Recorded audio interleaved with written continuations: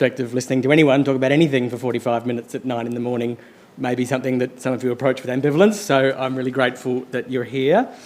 I'm Christopher Hurrell. I'm a lecturer in drama at Flinders University and a member of the AusStage team in the Australian Creative Histories and Futures project. I'm a theatre director and researcher by background, and at Flinders I have responsibility for managing the Flinders Drama Centre, which is South Australia's centre for the training of actors and directors. Before we begin, the Australian Creative Histories and Futures team would like to pay tribute to and acknowledge that Aboriginal and Torres Strait Islander people have been the custodians of the arts in their many forms since the first sunrise. For over 60,000 years, they have been the original storytellers, artists and performers, shaping the land and the people who have cared for these stories. Song, dance and art carry the cultural lore that has been passed down over generations, and it is this legacy that this project hopes to honour. We acknowledge the Wadawurrung people as the traditional custodians of the land that we are gathered on today. We also acknowledge the land of the Kaurna people, where the shock of the new in Adelaide took place last year and where the AusStage team live and work.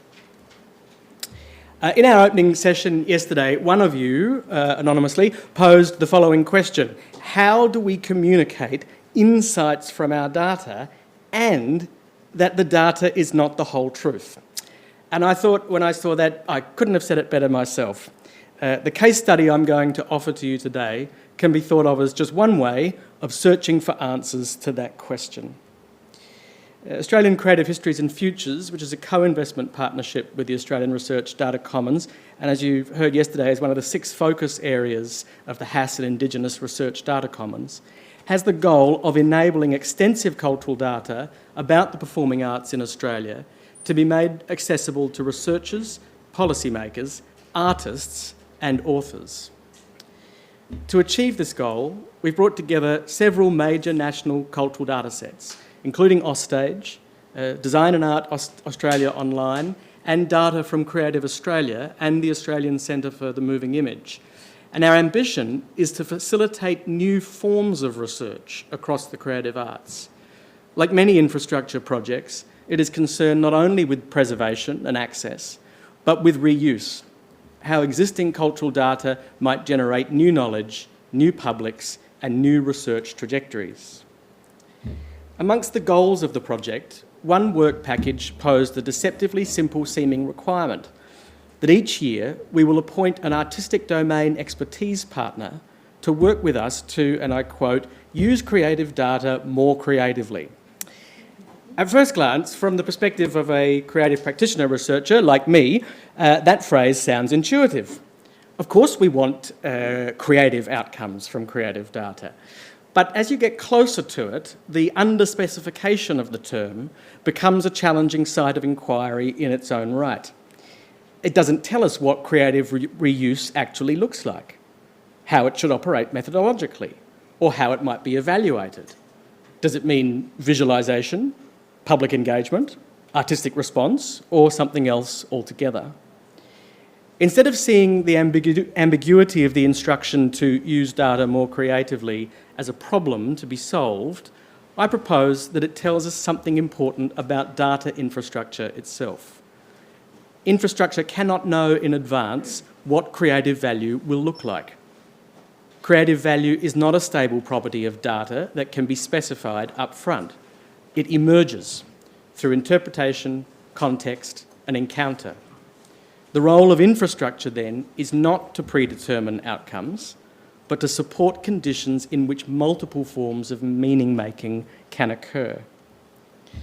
The primary data set I'm working with is AusStage. This is the AusStage website. AusStage is a national database documenting live performance in Australia. It records productions, venues, companies, artists, dates and locations across theatre, dance, opera and related forms. It now has over 500,000 records. It's an extraordinarily rich resource for understanding that performances happened, when they occurred, where and who was involved. This data is stored in separate tables: events, venues, contributors. In practice, AusStage is most often used in one of 2 ways. For theatre historians, it functions as an archival map, a way of tracing repertoires, institutional histories, patterns of programming, and networks of artists across time. For practitioners, it often operates more pragmatically, as a record of precedent. What has been done, where and by whom, and under what conditions. In the research work I do around AusStage, those uses are brought into dialogue. This is the AusStage team. We're a small and merry band. I work as a practitioner researcher alongside a theatre historian, Chris Hurrell, and another practitioner researcher, Sarah Peters. And our approach moves constantly between the database, archival sources, and practice-based interrogation of cultures of performance. The database helps us locate moments and patterns, but it is through archival materials, critical accounts, and lived knowledge of how theatre is made and received that those moments begin to take on meaning. Here's an example of that kind of work by a group of researchers working with the data set. This network map, which I see now is a little bit faint on that screen, relates to a recent study of the noted Australian theatre director Simon Stone. It may not be too hyperbolic to say that in our field, Simon has taken Europe by storm in the last 10 years, but it would be reductive to say that. He did not do it alone. This visualisation explores the network of collaborators, which is the little yellow dots, that he's worked with to achieve this exceptional penetration of Australian theatre making into the citadels of European culture, and shows the overlap of that network with those of two other Australian directors who have had significant impact in Europe before him over the last 20 years, Barry Kosky and Benedict Andrews. And so, super briefly, it's a bit obscured in this corner, but you basically imagine Barry in one corner, Benedict in another corner, and Simon up the top, and this is looking at who they've worked with and where the commonalities are. There's a curious intersection in this map on its own, right in the middle. And on closer inspection, we find that that intersection is an artist, the designer Alice Babbage. The data makes no comment on what this intersection means, but of course to a research team who has inquired into what makes Alice's work distinctive, that commonality is hugely revealing of the aesthetic dimensions of this cultural penetration. But how might we get from this kind of insight, in which data is merely the shadow of past creative practice, to the creative use of data itself? If we treat data primarily as content to be illustrated or translated, then creative practice tends to appear at the end of the process as a kind of add-on or afterthought. But if we take creative interpretation seriously as a core research activity, then it can operate differently, not as something applied to data, but as a way of thinking with it. Right. I've lost my... Come on, keep working. There we go. So, back to that instruction. When I began thinking about how to respond to the creative reuse work package within Australian creative histories and futures, I deliberately approached AusStage not as a record to be represented, but as a curatorial resource. Rather than asking what the database could show, I asked what kind of questions it might help surface. In particular, I was interested in moments of rupture, where innovation appears in the historical record, and how the archive registers, or fails to register, aesthetic risk. This represents a very different way of working with AusStage and its data. The problem I want to establish here is not how to make cultural data more creative, but how to design research methods that can live with uncertainty. If infrastructure supports discovery rather than interpretation, then it also needs to make space for interpretive domain expertise. Expertise that does not aim to resolve ambiguity, but to work productively within it. The shock of the new in Adelaide was conceived as one such method. This project took as its premise the notion that a sustained period of theatrical innovation was unleashed in Adelaide from around the time of the founding of significant subsidised performing arts infrastructure, which included the Adelaide Festival in 1960, the State Theatre Company of South Australia in 1972, and the Adelaide Festival Centre in 1973, and that in ebbs and flows, that energy lasted through to around about the advent of the pandemic. However, that energy was not confined to those institutions, but can be found throughout the theatrical ecology. I was working from a long-standing interest in how innovation, change and continuity appear in Adelaide's theatre history. Historical survey and institutional narratives were not something I wanted to set aside, they were central to the inquiry. And we can visualise the database's record of this activity. This geographic heat map of performance in Adelaide up to 1960 shows clusters of activity in the commercial and amateur theatres around the central business district. But after 1960, under the influence of government subsidy, and I will pause here just to point out, I know you're all aware of this, but obviously we have to read through the data. The sudden appearance of all those red dots doesn't mean that there was heaps more performance after subsidy arrived. It's a lot to do with the fact that we have a lot more records after 1960. Nevertheless, under the influence of government subsidy, we can see, if we interpret through that, not only that activity consolidates in the newly fashioned North Terrace Cultural Precinct, that big pile of red dots up the top, but also that it moves out of the city into clusters of activity in the areas of women's theatre, queer theatre, workers' theatre, youth theatre and contemporary dance. But this is the very bread and butter of data analysis. The question I was interested in was how a creative method might sit alongside these approaches and open up additional ways of reading the archive. To develop this approach, it was critical that we were able to appoint the esteemed director, Chris Drummond, as the artistic domain expertise partner to work with the data. Drummond is himself part of the living history the project set out to interrogate. He grew up in Adelaide, was shaped by the theatrical movements under examination, and later became artistic director of Brink Productions for nearly 2 decades.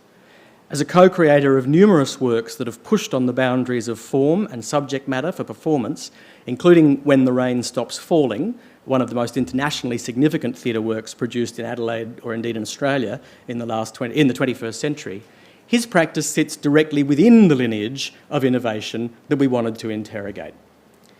Together, we developed a curatorial approach that began with a question. How does the archive register moments of significant change? And what kinds of innovation become visible or remain difficult to see through that process? The Shock of the New in Adelaide was conceived both as a survey and as an experiment. Chris and I worked with a team of actor researchers using AusStage in tandem with the archival materials it catalogues to identify performances that appeared to mark shifts in form, style, politics or institutional culture. Selected works were then re-investigated on stage by Chris and the research ensemble, leading to the creation of a new performance that anthologised and reinterpreted moments in Adelaide's modern theatre history. This process acknowledged a fundamental condition of performance history, that performances are ephemeral, and that even well-documented works are no longer fully accessible to us. Rather than attempting reconstruction, the project treated ephemerality as a starting point for inquiry. On one level, the Shock of the New in Adelaide traced changes that endured, developments that went on to shape practice and institutions. At the same time, it operated as curatorial query, asking how moments of rupture, risk and aesthetic ambition appear in the archive, particularly when they do not resolve neatly into a lineage. The title itself holds that tension. Shock suggests disruption and surprise, but it does not exclude influence or legacy. The project was interested not only in what lasted, but in what challenged expectations in its moment, including work that may have been contentious, short-lived, or difficult to assimilate into a dominant narrative. Rather than aiming for exhaustiveness, the project used selection as a way of focusing attention. The curatorial task was to identify moments where ambition, density of collaboration, or aesthetic risk suggested that something was being tested, whether or not that test resulted in long-term incorporation into the repertoire. This is the AusStage record for the production. In this sense, the project asks a simple but difficult question of the archive. What does it register as new? Sometimes the answer is clear, because innovation leads to repetition, influence, or institutional change. At other times, the answer is less stable. Experimental work may register briefly and then disappear, leaving behind traces without an obvious afterlife. In practical terms, this meant treating the database entries as prompts rather than conclusions. A production listing invites questions. Why did this happen here, at this time, with these artists? What expectations did it challenge? And what followed from it? Incorporation, resistance, or silence? Scenes were curated not because they were representative, but because they were revealing, whether through their impact or their difficulty. The structure of the live performance artefact that was eventually performed in August 2025 reflected this dual interest. Rather than offering a comprehensive chronology, it moved associatively, allowing moments from different decades to sit alongside one another. Enduring changes could be felt in relation to earlier experiments, and unresolved tensions remained visible rather than smoothed over. What matters for the infrastructure argument is that artistic domain expertise is doing methodological work here. Selection is not an aesthetic afterthought, it is a way of asking questions of the data that historical survey alone cannot always pose. Creative practice does not replace archival research, it operates in dialogue with it, making visible both what the archive sustains and what it struggles to hold. In this sense, the shock of the new in Adelaide functions as a method that extends existing modes of inquiry. It uses AusStage to locate moments of significance and performance, and then uses performance to re-encounter them, allowing continuity and rupture to be held in tension. The Shock of the New in Adelaide performance anthologised 12 significant productions from 1960 to 2014. But to reveal more about its method, today I want to focus on just one of those, Lulu. As a team of historians and practitioners, one of the things that we anticipated right from the beginning when conceiving the Shock of the New in Adelaide was the inclusion of an exploration of the Lighthouse company. So famed director Jim Sharman of the Rocky Horror Picture Show and many other things, but he conducted a 2-year ensemble experiment at the State Theatre Company of South Australia in bringing European avant-garde sensibilities to the Australian theatrical main stage. This is 1982, 1983. That experiment is such a well-known and enduring moment of innovation in Adelaide theatre history that its presence in the project was inevitable. Lighthouse represents a convergence of artists, aesthetics and institutional conditions that has since become canonical. As practitioners of this ephemeral form, who were schoolboys when the Lighthouse illuminated theatrical possibility in South Australia, Chris Drummond and I formed our artistic identities in its shadow, but always wondered, what was it really like? What was less predictable and more revealing was that the curatorial process kept circling back to an earlier production, Lulu, starring the now famed Australian actress Judy Davis, adapted by Louis Nowra from the original by Frank Wedekind, and staged by Sharman for the State Theatre Company of South Australia 1 year prior to the foundation of Lighthouse. Lulu was certainly a heavyweight affair. This completely unreadable network map reveals only that the body of work of the artists involved in that production, both before and after the production, is staggeringly substantial. But in a notable clue for the theatre historian, there's a core of names in this dense forest who also recur throughout the 2 years of the Lighthouse experiment.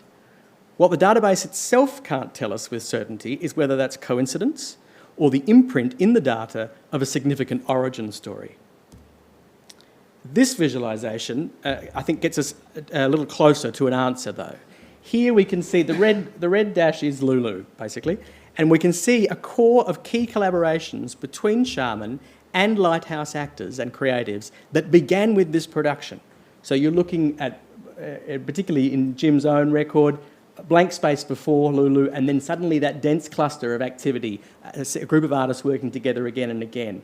And then you dig into one of those timelines to find what that activity was. So Nowra's adaptation of Lulu mattered not because it endured in the repertoire, it certainly did not, but because it brought together a significant portion of the Lighthouse creative constellation before that later work cohered. The data can be interpreted as a point of convergence, a moment where many of the same artists were working together, often for the first time, testing ideas that had not yet settled into recognisable form. But without a method that attends to ensemble formation and experimental context, it risks appearing incidental. Because if we turn to the archive, the reviews of Lulu at the time manifestly do not indicate significance or impact. Critics generally declared the production a failure, ambitious, provocative, and uneven. A work that clearly unsettled expectations, but did not resolve those provocations to satisfying conclusion. Responses range from fascination with its boldness to discomfort with its excesses, leaning on the latter. What emerges is not a picture of critical indifference, but maybe of a work that asked difficult questions without offering an easy frame for understanding them. Louis Naura's own reflections 2 years later complicate this further. In an interview for Australasian Drama Studies, he describes the play as an unwieldy mess which I couldn't control. It's a striking admission, but it's not one that closes down interpretation. If anything, it sharpens it. Naura's assessment speaks to the risks inherent in the project, the sense that something was being attempted that did not yet have the conditions to succeed in a stable or legible way. Seen in relation to the Lighthouse Company, however, Lulu begins to look like less like an isolated misstep and more like a formative experiment. It is a moment where an ensemble was coalescing, where artistic ambitions were being tested against institutional frameworks, and where the limits of form and taste were being actively probed. What I want to turn to now is what happened when that unresolved moment was not just analysed, but actively re-encountered through performance. The 9 young actors of the collaborative research ensemble, all honours students of the Bachelor of Performance Acting at Flinders Drama Centre, encountered the archive largely without inherited hierarchies of historical significance. These performers were not told which works mattered most or how they had been received. They were asked to respond practically, affectively, and critically to what they encountered. That combination, expert curatorial judgment alongside fresh practice-based encounters, was crucial. Lulu surfaced in those inquiries despite its rejection by the canon, because it raised questions that refused to go away. Why did so many significant artists converge here? What was being attempted? And why did it not yet cohere? In The Shock of the New in Adelaide, performance was not treated as an illustrative layer placed on top of archival research, but rather as research action in its own right, a way of returning to a historical moment that had already been judged, already been closed down, and asking what kinds of question it might still generate in the present. The aim was not to reconstruct the original State Theatre Company production of Lulu, and it was not to rehabilitate it. Reconstruction assumes fidelity as a goal. Rehabilitation assumes that the task is to overturn an established verdict. Neither of those were at stake here. What was at stake was whether performance could function as a way of reopening an archival judgment without pretending to resolve it. The archive did not dictate meaning in this context, it provoked inquiry, and performance became the space in which that inquiry could be tested. The turning point here wasn't the data, it wasn't the visualisation, and it wasn't even the curatorial expertise on its own. It was one research-driven young artist bringing a new perspective to material that the archive and the criticism had already settled. We began to look closely at Lulu only at the insistence of one of the actor researchers, Abigail McDougall, who encountered and responded to the text of the Naura adaptation. This is the AusStage entry for the work, the text of Louis's adaptation of Lulu. This encounter between Abby and this text would never have occurred but for the existence of the AusStage dataset. The database records the event, but it also records the work connected to it and the archival record of the text of that work, which is the line in resources. Abby used that line in the database to retrieve the unpublished script and then responded to the text in almost polar opposition to the reviews of the original production. Whereas critics such as Ken Healy described Wedekin's Lulu as largely a victim, and Naura, Sharman and Davis's reinvention as a perversion of that intent, Abby was drawn to what she perceived as the character's sexual freedom in Naura's version, and crucially, to the fact that this freedom was unsettling, excessive, and resistant to containment. For us, this is where the research really begins. Both Chris and I had misgivings about returning to this text. The critical consensus was clear. The experiment had failed. The database confirmed that there was no afterlife.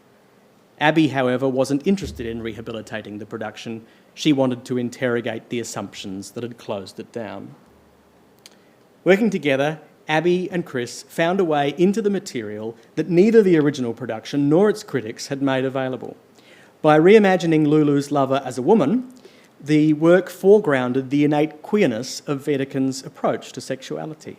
And by leaning into melodrama, rather than treating the play as it often is, as a po-faced precursor to 20th century realism, the performance discovered a theatrical language capable of holding excess, contradiction and desire without apology. What matters here is not whether this new reading replaces earlier ones, it doesn't. What matters is that it demonstrates how creative practice can reopen a closed archival judgment and generate new research questions. The archive had not changed, the data had not changed. What changed were the conditions of encounter. This is why performance matters to creative data reuse. It allows us to think with unresolved material rather than smoothing it out. It makes space for disagreement, not just with the archive, but with critical consensus. And it does so in a way that is embodied, speculative, and accountable. So in effect, that's two visual representations of two very different responses to the data. The data visualisations, heat maps, network maps, bar graphs generated by my colleague, Benjamin Laird, and the footage of the creative practice interrogation of Lulu. I think it's important to state that the data visualisations are not presented here as the more rigorous, more accurate or more complete engagement with the data than the performance, nor is the performance offered as a corrective to the visualisations.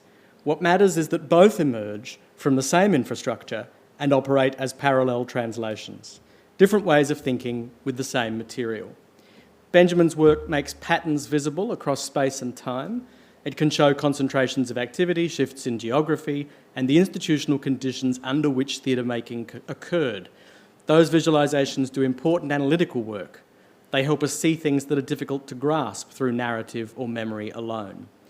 At the same time, the performance you've just seen does a different kind of work. It does not scale, it does not generalise, it dwells in a single moment and asks what it still unsettles. Both approaches are legitimate. Neither exhausts the meaning of the data.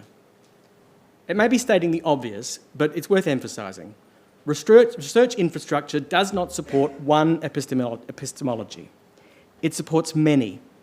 The value of a data set like AusStage lies not only in what it can show directly, but in the range of questions it can sustain when different kinds of expertise are brought to bear. In this case study, creative reuse did not mean making the data more accessible or more attractive. It meant designing conditions under which interpretation could occur across multiple registers: historical analysis, visual modelling, and embodied performance. The infrastructure made that plurality possible, but it did not determine the outcomes. The value of this work is not contained in a single output. It lies in the way archival engagement led to new questions, new methods, and new research trajectories. Abby's exegesis is one example of that, the visualisations are another, the performance itself is a third. None of these replaces the others. So I want to close by returning to the broader question of what it means to work with data in HASS research contexts. One of the risks in infrastructure conversations is that data work becomes equated with tool mastery. Tools matter, but they are not the whole story. Interpretation, selection, and framing are not secondary skills, they are central research competencies. Creative practice in this sense is not an add-on to infrastructure, it is a form of infrastructure literacy, a way of reading, questioning, and extending data systems rather than simply using them. If there's a provocation I'd like to leave you with, particularly if you're an HDR or early career researcher, It's this. You don't need to wait until you have the perfect data set or the right tool to begin meaningful data-driven research. What matters is how you approach the material you have, how you design encounters with it, and how willing you are to sit with uncertainty rather than rushing to resolution. In The Shock of the New in Adelaide, creative practice did not replace archival research, and it did not resolve historical debate. What it did was reopen questions that the archive alone could not settle, and make those questions available for further inquiry in the future. That, for me, is what creative reuse of cultural data can look like when it is taken seriously as research. Thanks.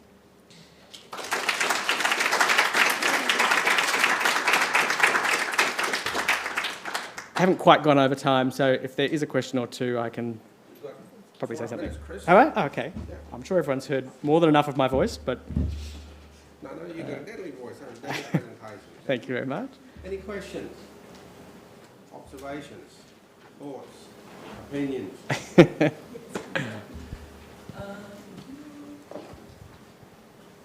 Thanks. And you can ask it in a theatrical manner if you wish. I was wondering, you mentioned the ensemble that was responding to the archive didn't know which performers are considered significant or which works are considered significant. Did they have access to kind of the whole archive to do their own self-directed research, or was there like a subset that they were exploring?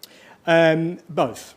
So, because these are honours researchers, so they're really just, beginning the idea of, and an ongoing challenge in our field is the challenge that I'm talking about here. How does creative practice become research? And they're just starting to work that out. So, on the one hand, I gave them a very broad summary of a little story of the history of possible lines of innovation in South Australian theatre to send them off on their way. And we induct them, of course, into AusStage, and things like that, that ability to find that script through AusStage, like just those little prompts. These are honours students again, so teaching them about Trove, and just sort of part of and then there's a process that runs through an entire semester of them going off and coming up with unexpected suggestions and us thinking, is that a good suggestion or not? And then them getting the chance to prove it. So we've done versions of that research ensemble leading to anthology a few times. This is the first time that its parameters have connected to this project. And what we've learned along the way is exactly that question you're asking, is finding the way to give them both is the trick. In years where I've just said, here's a theme, have at it, they are a bit lost.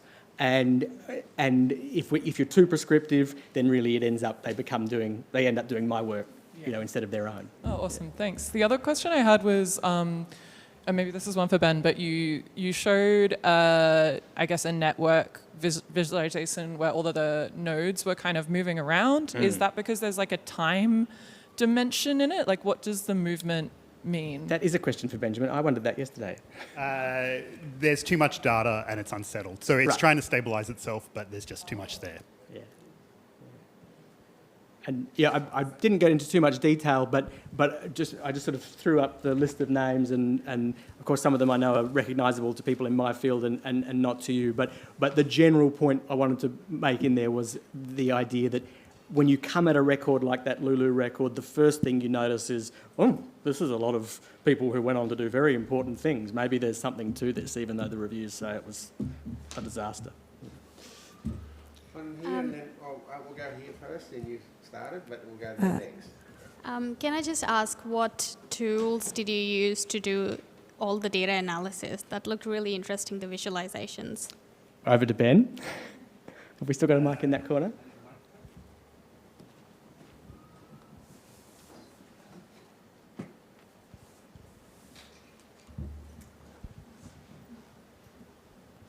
So we had to put this together in a very short period of time.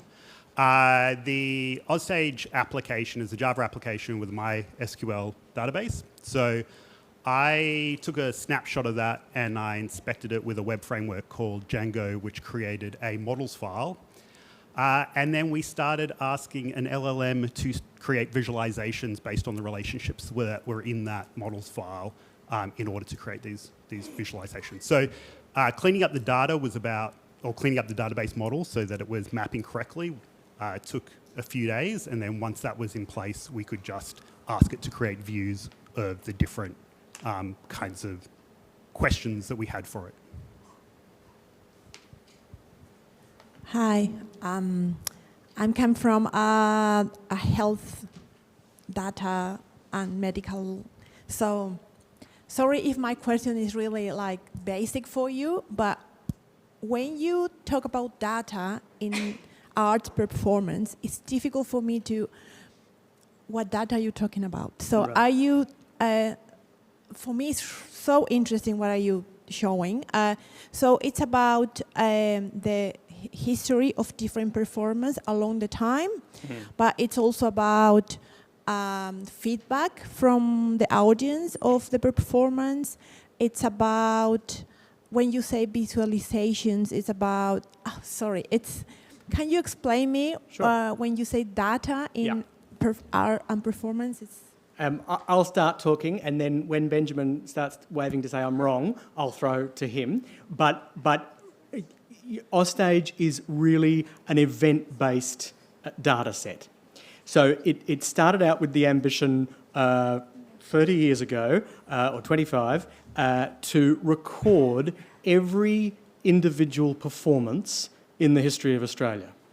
And it treats each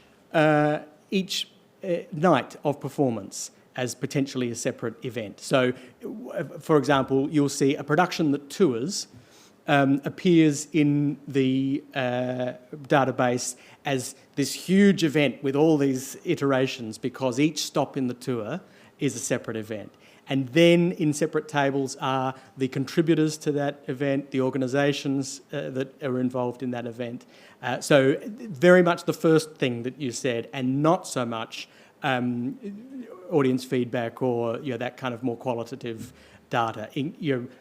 One of the exciting things about the infrastructure uplift that is built into this project for us is that I've been interacting with AusStage for 25 years, and you can imagine how crude the website was back then. And straight away you go, well, here's this record of this thing.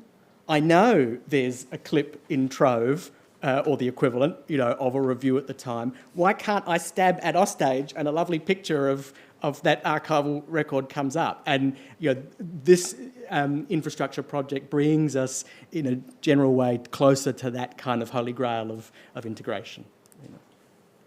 And really, bringing the qualitative together with the quantitative insofar as it's available to us in the archive.